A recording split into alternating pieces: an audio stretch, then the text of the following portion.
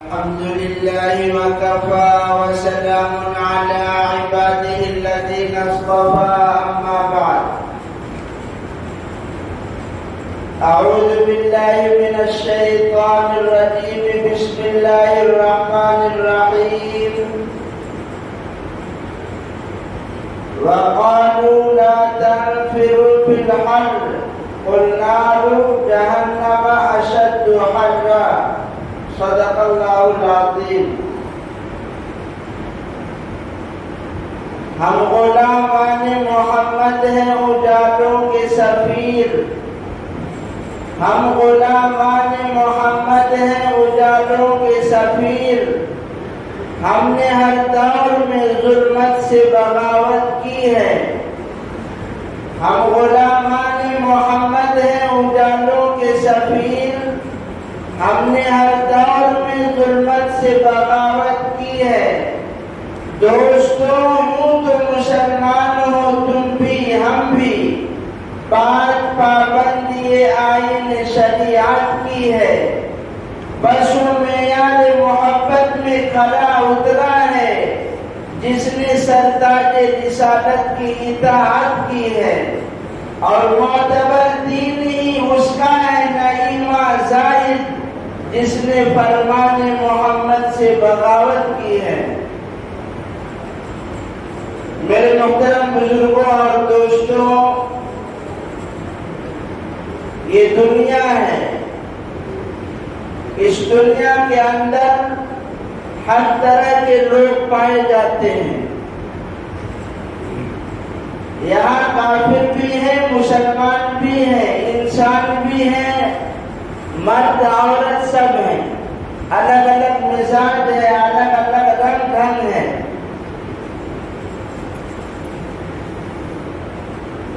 مسلمان اور کافروں کے بیچ میں ایک گروہ منافقین کا ہے۔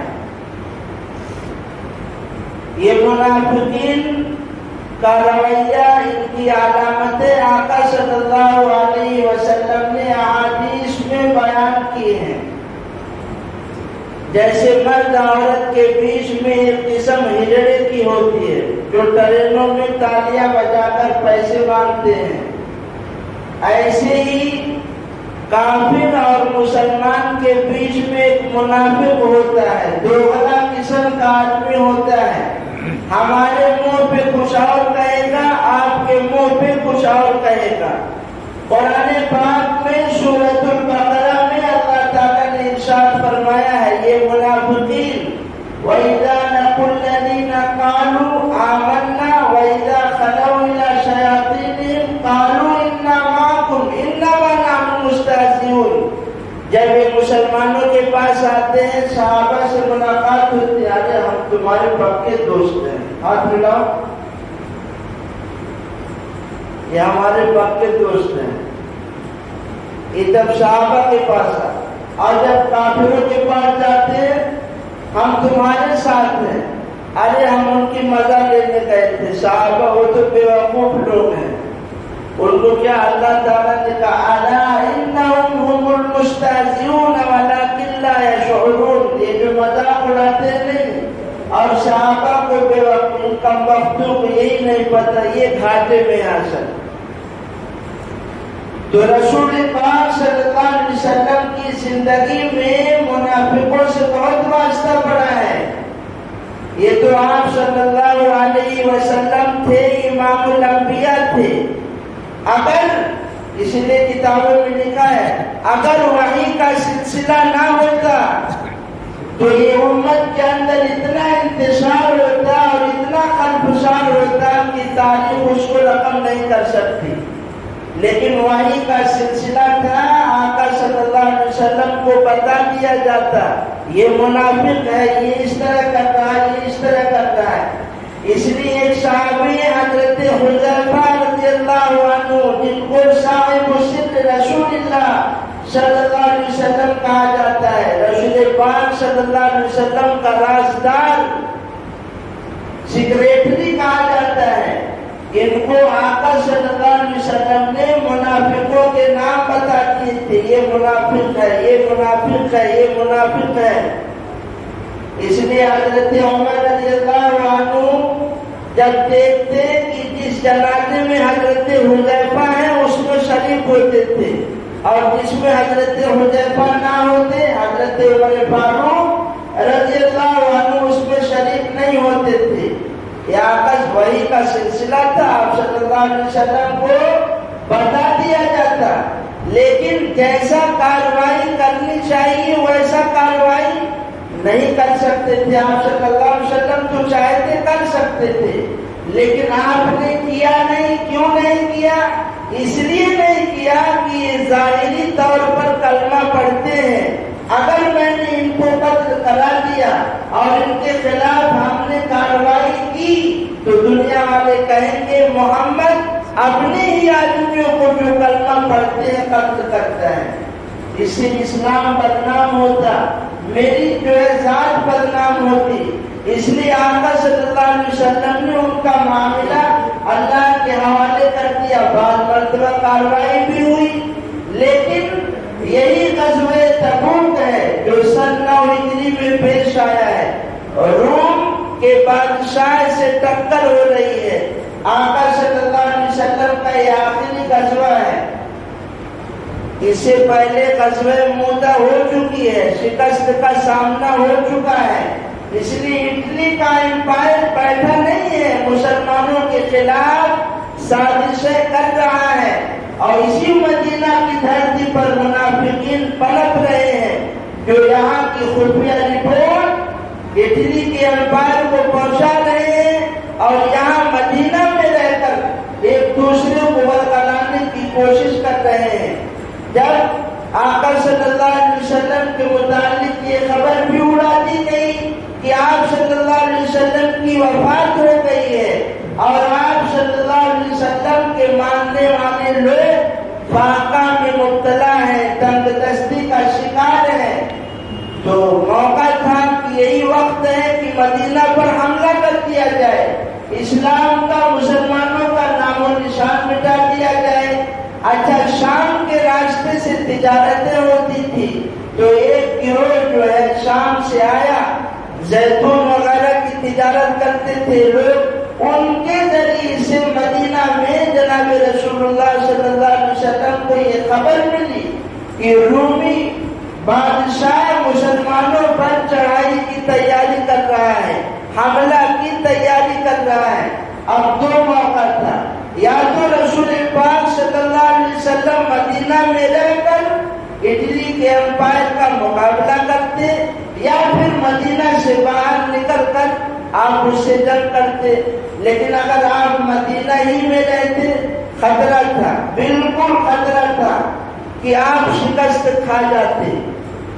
اس لیے کہ اتنی بڑی فوج ہے, مدینہ کا جب محاصرہ کر لے گی اور اتنی تعداد میں لوگ تھے کہ جیسے غزوہ خندق میں خندق کھود کر جو ہے رکاوٹ پیدا کی گئی تاکہ کفار حملہ نہ کرے. اگر اس طرح کیا بھی جاتا تو بھی مدینہ کے اطراف میں ضرور یہ فوج رومی فوج جو ہے قبضہ کر لیتی. اس لیے جناب رسول اللہ صلی اللہ علیہ وسلم نے پہل کی کہ اس کے آنے سے پہلے ہی ہم خود جو ہے یہاں سے روانہ ہو چلے. اس پر ہم لوگ خود ہی حملہ بولیں گے, ہم خود ہی اس پر حملہ کریں گے, رومی بادشاہ کے لشکر پر. اسے کہتے ہیں غزوہ تبوک جو سن 9 ہجری میں پیش آیا. اس میں ہمارے لیے بہت سبق ہے. سن 9 ہجری رجب کے مہینے میں جناب رسول اللہ صلی اللہ علیہ وسلم روانہ ہوتے ہیں. ادھر تو ہزاروں کی تعداد, 40,000 کا لشکر تو ایک قافلے میں ہرقل بادشاہ نے بھیج دیا, روانہ کر دیا ہے, اس کا جتھا تیار ہو گیا ہے. ادھر گرمی کا موسم ہے. یہ تبوک مدینہ المنورہ جب جائیں گے, جو لوگ گئے ہیں غور کریں گے تو دیکھیں گے وہاں کے شاہراہ عام پر روڈ پر بورڈ لگا ہوا ہے. مدینہ کی شمال جانب میں تبوک کا راستہ گیا ہے. تقریباً مدینہ سے 700 کلومیٹر سے اوپر فاصلہ ہے. تبوک ایک مقام ہے, وہاں جانا تھا. کہاں سے؟ مدینہ منورہ سے 700 کلومیٹر سے دور. اور موسم کیسا ہے؟ گرمی کا موسم، ایک دم سخت گرمی پڑ رہی ہے۔ اور عرب کی کیسی گرمی ہے، حج عمرہ کرنے آؤ ویسے ہی گرمی کے دنوں میں جاؤ، مسجد میں نماز پڑھنے آؤ کہ ظہر کی اتنی دیر میں چپل ایک دم کھولنے لگتا ہے، پانی ڈال کر اس کو پہننا پڑتا ہے، اتنی گرمی عرب کی گرمی۔ اب تو خیر سسٹم ہی کچھ چینج ہو گیا ہے، نیا دور چل رہا ہے۔ اس وقت کیا تھا ماحول، کتنے پہاڑ تھے، اب تو کتنے پہاڑ جو ہے سب توڑ پھوڑ دیے۔ یہ گرمی کا موسم ہے اور ابھی کچھ دنوں پہلے فاقہ ہوا ہے، اور اب جو ہے فصل نہیں جو تیار ہو رہی ہے، کھجوروں کے باغات بالکل پھل پک گئے ہیں، توڑنے کو ہے، ایسا موقع ہے۔ اور ایسے موقع پر جناب رسول اللہ صلی اللہ علیہ وسلم نے اعلان کر دیا کہ دیکھو ہم کو سفر پر جانا ہے، جہاد کے لیے جانا ہے، اور مقابلہ جو ہے وہ رومی بادشاہ سے ہے، اس لیے کوئی آسان کام نہیں ہے۔ اس سے پہلے آپ صلی اللہ علیہ وسلم کی عادت مبارک تھی کہ مثلا تبوک جانا ہے تو آپ کا کلام کا انداز ایسا ہوتا تھا کہ سامنے والا سمجھتا تھا کہ کہیں اور جانا ہے، لیکن آپ نے تولیہ استعمال کیا، رخ ایسا قائم کیا سمجھنے والا کچھ اور سمجھے اور آپ صلی اللہ علیہ وسلم کا مقصد کچھ اور ہو۔ لیکن غزوہ تبوک میں جناب رسول اللہ صلی اللہ علیہ وسلم نے کھلے عام اعلان کر دیا مقابلہ رومی بادشاہ سے ہے، اور یہ کوئی معمولی لشکر نہیں ہے، کوئی معمولی فوج نہیں ہے، اس لیے آپ نے بھرتی کا اعلان کر دیا، فوج میں زیادہ سے زیادہ لوگ بھرتی ہو، لوگ بھرتی ہونے لگے۔ 30,000 کا لشکر جناب رسول اللہ صلی اللہ علیہ وسلم کی معیت میں تیار ہو گیا۔ یہ 30,000 کا لشکر ہے، لیکن 30,000 ہے تو 30,000 سواری نہیں ہے، اتنی زرہ نہیں ہے، اس لیے موقع آیا کہ جہاد میں جا رہے ہیں تو ساز و سامان کا انتظام کہاں سے ہو۔ اس لیے جناب رسول اللہ صلی اللہ علیہ وسلم نے مسجد نبوی کے ممبر پر کھڑے ہو کر خطبہ دیا اور آپ نے چندے کی اپیل کی۔ اس موقع پر یہی ابو بکر صدیق رضی اللہ عنہ ہے کہ اپنے گھر کا سارا ساز و سامان جناب رسول اللہ صلی اللہ علیہ وسلم کے قدموں میں لا کر رکھ دیا۔ آقا صلی اللہ علیہ وسلم نے پوچھا کہ گھر میں کچھ چھوڑ کر بھی آئے ہو؟ حضرت ابو بکر صدیق رضی اللہ عنہ نے کہا بس اللہ اور اس کے رسول کا نام چھوڑ کر آیا ہوں۔ اسی غزوہ تبوک کے موقع پر سیدنا عمر فاروق رضی اللہ عنہ نے اپنے گھر کا آدھا مال خدمت نبی میں پیش کیا اور آدھا گھر چھوڑ دیا۔ جناب رسول اللہ صلی اللہ علیہ وسلم نے ان سے پوچھا کچھ چھوڑ کر بھی آئے ہو؟ تو انہوں نے کہا آدھا مال لے کر آیا ہوں، آدھا چھوڑ کر آیا ہوں۔ حضرت عمر رضی اللہ عنہ فرماتے ہیں کہ میں اس موقع پر سوچ رہا تھا کہ اس موقع پر میں ابو بکر صدیق رضی اللہ عنہ سے سبقت کرنے جاؤں گا، لیکن صدیق تو صدیق تھے، وہ جانثار تھے جو ہر وقت اپنا مال اپنی جائیداد جناب رسول اللہ صلی اللہ علیہ وسلم کے قدموں پر نچھاور کرنے کے لیے تیار رہتے تھے۔ آج تو ابو بکر نے اپنے گھر کا سارا ساز و سامان خالی کر کے آپ صلی اللہ علیہ وسلم کے قدموں میں رکھ دیا ہے۔ ایک سے ایک صحابی بڑھ کر چندہ دے رہا ہے۔ یہ وہ موقع ہے جبکہ فصل پکنے کو تیار ہے، اس کو چھوڑ کر جا رہے ہیں، جبکہ سارے سال کا دار و مدار اسی پر تھا، اور گرمی ایسی ہے، ایسے موقع پر ساز و سامان کا، چپڑوں کا، سواری کا انتظام کرنا ہے۔ اس لیے آپ صلی اللہ علیہ وسلم بار بار چندے کی اپیل کر رہے ہیں۔ یہی وہ موقع ہے جب سیدنا عثمان غنی رضی اللہ عنہ نے کھڑے ہو کر کہا یا رسول اللہ میں سو ساز و سامان کے ساتھ اللہ کی راہ میں دیتا ہوں۔ بیٹھ کے اللہ کے نبی نے قبول کیا۔ آپ صلی اللہ علیہ وسلم بار بار چندے کی اپیل کر رہے ہیں۔ حضرت عثمان غنی رضی اللہ عنہ پھر کھڑے ہوئے، یا رسول اللہ میں 200 اونٹ ساز و سامان کے ساتھ اللہ آپ صلی اللہ علیہ وسلم نے قبول کیا بیٹھ کے. پھر آپ صلی اللہ علیہ وسلم بار بار سجدے کی اپیل کر رہے ہیں. حضرت سیدنا عثمان غنی یوں ہی خطاب نہیں ملا ہے. انہوں نے بہت زیادہ مال و دولت، اپنی جان کی قربانی، اپنی دولت کی قربانی اللہ کی راہ میں نچھاور کی ہے.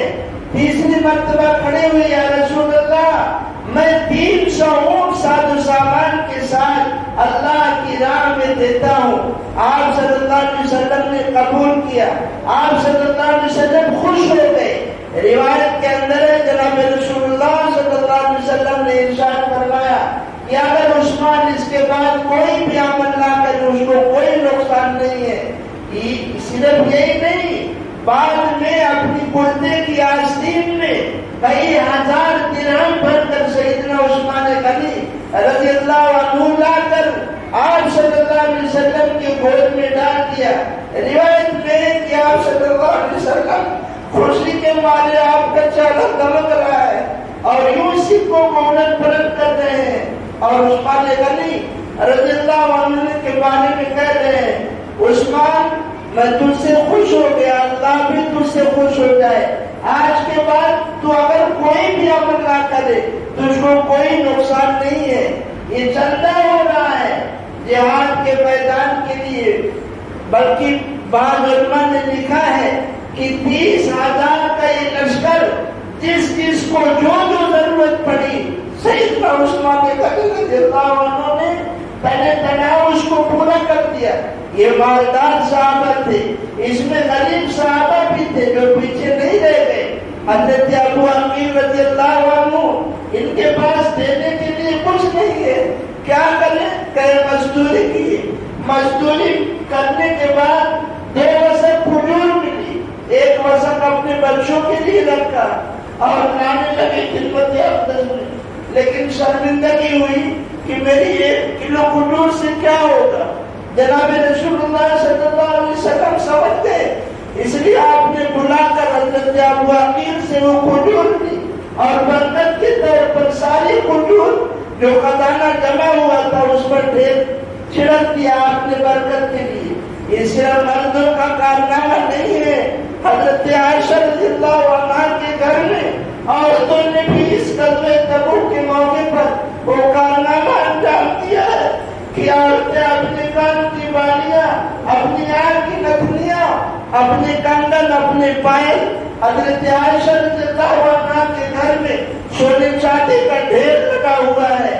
یہ جناب رسول اللہ صلی اللہ علیہ وسلم چندہ کر رہے ہیں. ہم کو اس سے یہ سبق ملتا ہے کہ مسلمانوں کی اجتماعی کام میں ہر ایک کو بڑھ چڑھ کر حصہ لینا چاہیے اور کسی کو پیچھے نہیں رہنا چاہیے.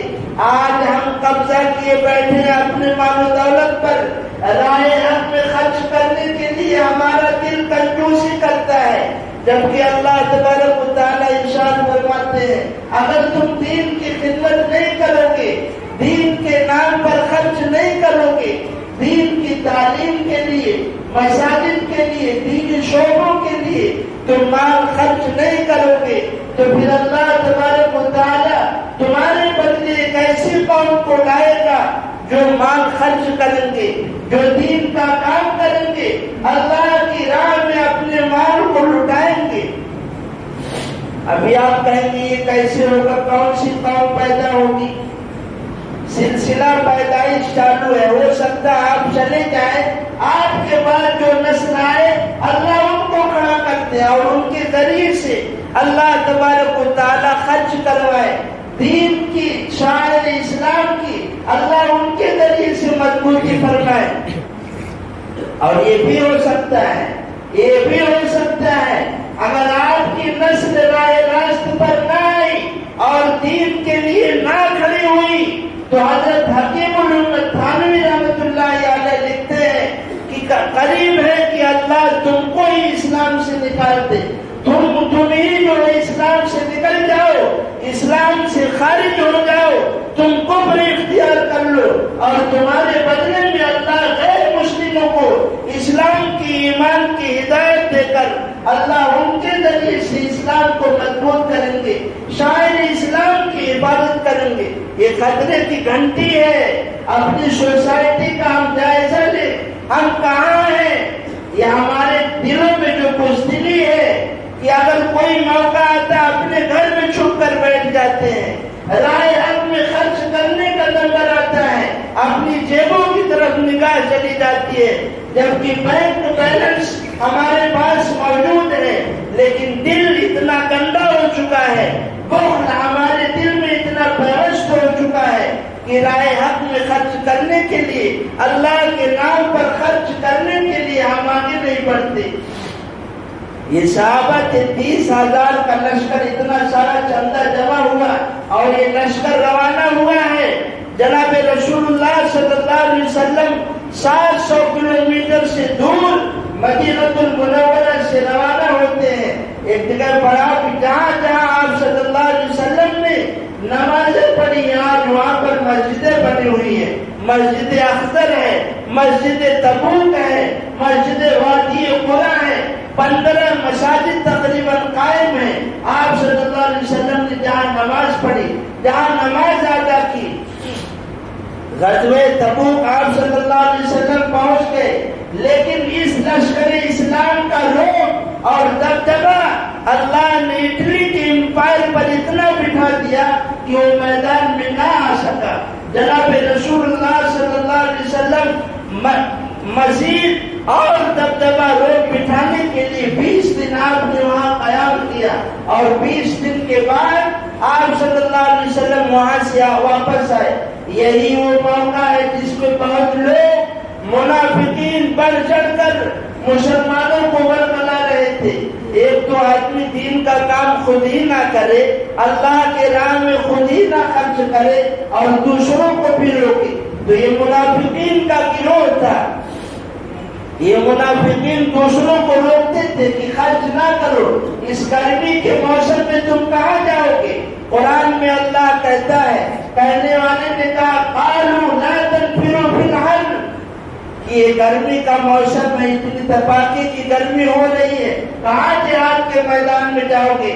اللہ نے کہا ان سے کہیے قل نار جہنم اشد حرا, جہنم کی گرمی تو اس سے زیادہ خطرناک ہے, اس کو کیسے برداشت کرو گے.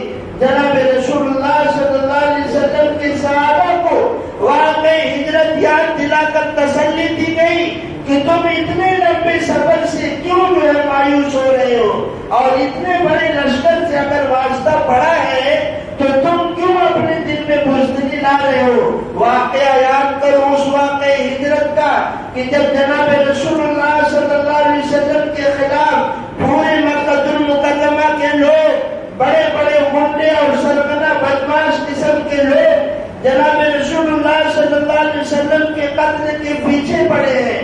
صرف تنہا سیدنا ابوبکر صدیق اور آپ صلی اللہ علیہ وسلم مکہ المکرمہ سے مدینہ المنورہ جو 450 کلومیٹر سے دور ہے وہاں ہجرت کرتے ہیں. ان کو ہجرت کون کرایا, ان کو فاروں کی چنگل سے کون بچایا. تم یاد کرو, یاد کرو, اتنی بڑی لشکر سے اگر مقابلہ ہے تو جو اللہ ہم دو کو اتنے بڑے کفار کی تعداد سے بچا سکتا ہے, کیا وہ اللہ اس اٹلی کے امپائر سے ہم کو نہیں بچا سکتا؟ کیا ہماری فتح نہیں ہو سکتی؟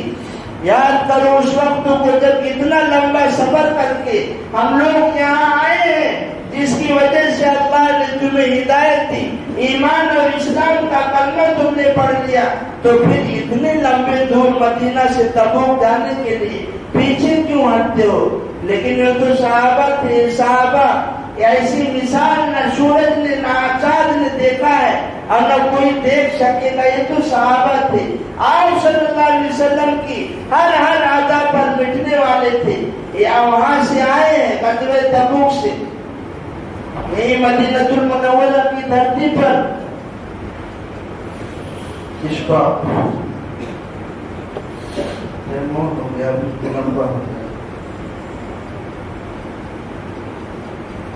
اللہ تعالیٰ. اس سے بہت سارے سبق ہیں, اب کیا بتاؤں, جب وقت ہی ہے تو ابھی کھینچوں گا تو